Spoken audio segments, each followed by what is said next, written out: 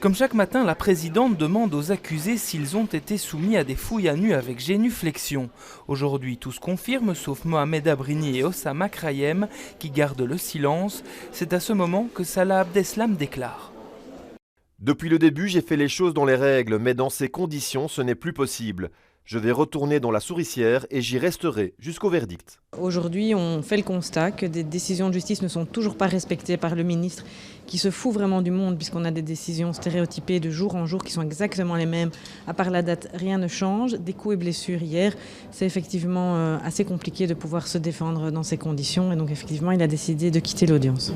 Coups et blessures que l'accusé affirmait hier avoir reçu d'un policier lors d'une fouille. Une plainte a été déposée. Mon client explique qu'il a été saisi, collé contre le mur et puis qu'il a reçu un coup de poing effectivement qui lui a créé des lésions à l'intérieur de la bouche.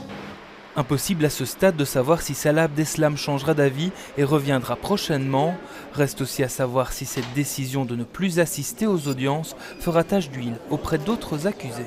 Mon client, pour l'instant, effectivement, il souhaite continuer à assister. Il n'est pas d'accord du tout avec les conditions de transfert et l'ordonnance n'est pas respectée, il faut le dire.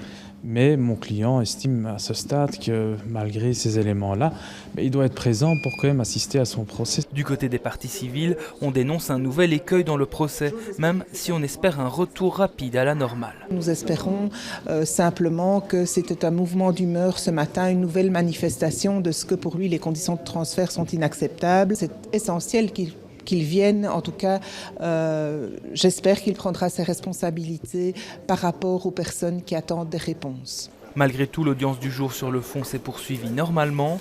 Elle était consacrée au devoir d'enquête dans l'appartement de l'avenue des Casernes, lieu considéré par les enquêteurs comme l'appartement conspiratif pour ces attentats.